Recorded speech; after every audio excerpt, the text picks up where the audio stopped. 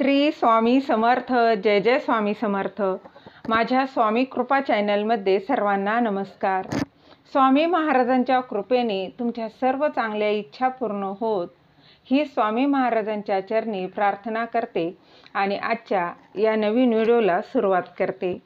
तर आज आपण पाहणार आहोत श्रावण महिन्यात आपल्या स्वामी महाराजांची म्हणजेच आपल्या गुरूंची कोणती सेवा करावी, त्याचबरोबर दत्त महाराजांची कुठली सेवा करावी, त्याचबरोबर पारायण कुठले करावे, तर याची माहिती आपण जाणून घेणार आहोत. श्रावण महिना हा आपल्या सर्वांनाच माहीत आहे, भगवान शंकरांना समर्पित असा हा महिना आहे. या महिन्यात भगवान शंकरांची उपासना केली जाते, जप तप ध्यानधारणा केली जाते. त्याचबरोबर या सेवेबरोबर आपल्या स्वामी महाराजांची कुठली सेवा केली पाहिजे ती जाणून घेणार आहोत. ती जाणून घेण्याआधी तुम्ही माझ्या स्वामी कृपा चॅनलला सबस्क्राईब नक्की करा. बघा, आधी सांगितल्याप्रमाणे श्रावण महिन्याला सुरुवात झालेली आहे. श्रावण महिना हा अत्यंत पवित्र महिना मानला जातो. या महिन्यात जितक्या सेवा काही आपण उपासना करत असतो त्याचे फळ हे कैक पटीनं आपल्याला मिळत असतं असं म्हटलं जातं. तर या महिन्यात आपण पारायण करत असतो, काही सेवा करत असतो. त्याचबरोबर आपण आपल्या गुरूंची स्वामी महाराजांची कुठली सेवा बरं झाली पाहिजे, कारण हा अत्यंत पवित्र असा महिना आहे. आणि या महिन्यात आपण तर इतर वेळी तर करतोच, परंतु या श्रावण महिन्यात या पवित्र महिन्यात कुठली सेवा करावी.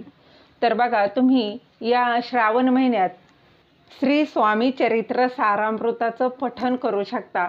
मग तुम्ही 11 दिवसांची पारायण करा, 21 दिवसाचं करू शकता. आता पारायण म्हणजेच काय, तर त्या श्री स्वामी चरित्र सारामृतमध्ये 21 अध्याय आहेत. मग तुम्हाला 1 ते 21 अध्याय हे संपूर्ण पठण करायचे आहे. म्हणजेच काय, तर एका बैठकीत ते एका दिवसात पूर्ण केले की तुमचं एक पारायण होणार आहे. असे तुम्हाला 11 दिवस 11 पारायण तुमच्याकडून होणार आहे. त्याचबरोबर तुम्ही 21 दिवसाचं देखील करू शकता. नाही तुम्हाला एका बैठकीत शक्य तर बघा, तर तुम्ही मध्ये उठलात आणि केलं तरी चालेल. त्याचबरोबर ही सेवा जी आहे तुम्ही दिवसभरात कधीही करू शकता. मात्र दुपारी 12 ते 12:30 ही जी वेळ आहे त्या वेळेत करायचं नाही, कारण ही जी वेळ आहे ती दत्त महाराजांच्या भिक्षेची वेळ असते, हे आपल्या सर्वांनाच माहीत आहे. त्याचबरोबर बघा, तुम्ही 1 ते 21 अध्याय पठण करणं वेळेअभावी किंवा काही अडचणी असतील, समस्या असतील तर शक्य नसेल तर अगदीच तुम्ही बघा 7 असं 3 दिवसात एक पारायण तुमचं होणार आहे, असं देखील तुम्ही करू शकता.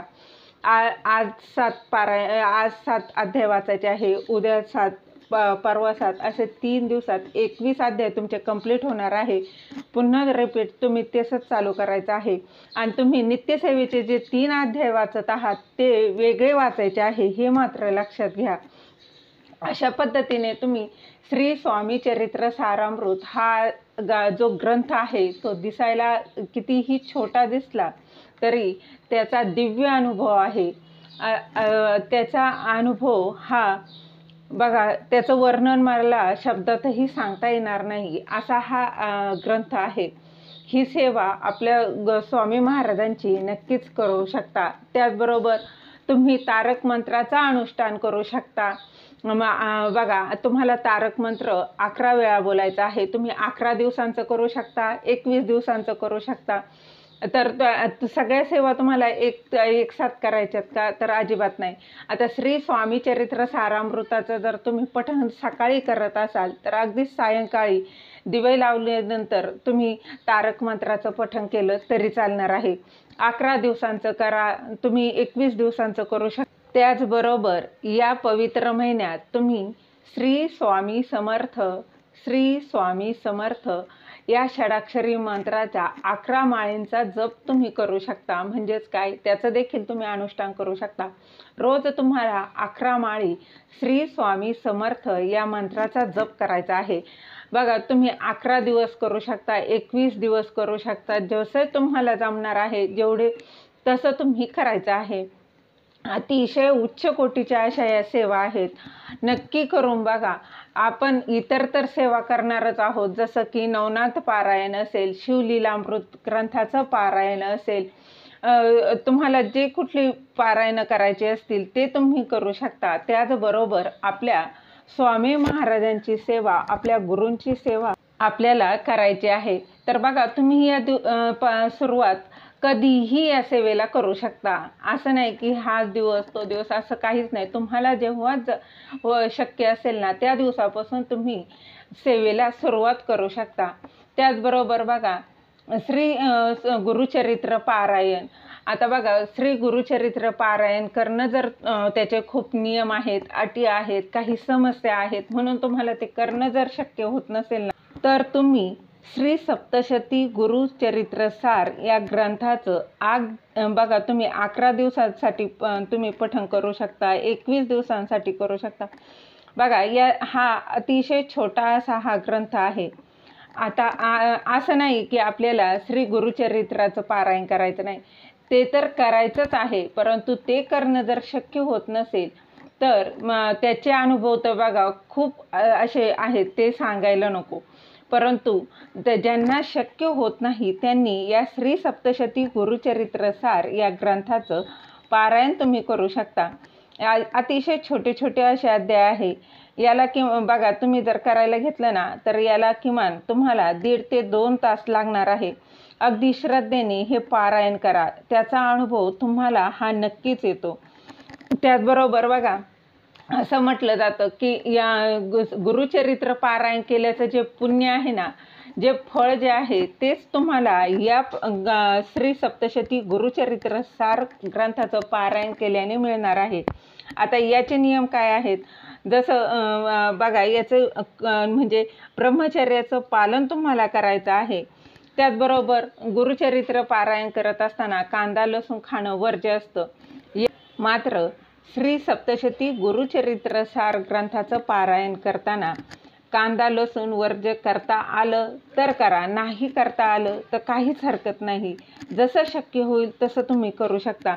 मांसाहार वर्ज्य करायचा आहे. असाही श्रावण चालू आहे, त्यामुळे मांसाहार हा वर्ज्यच असणार आहे.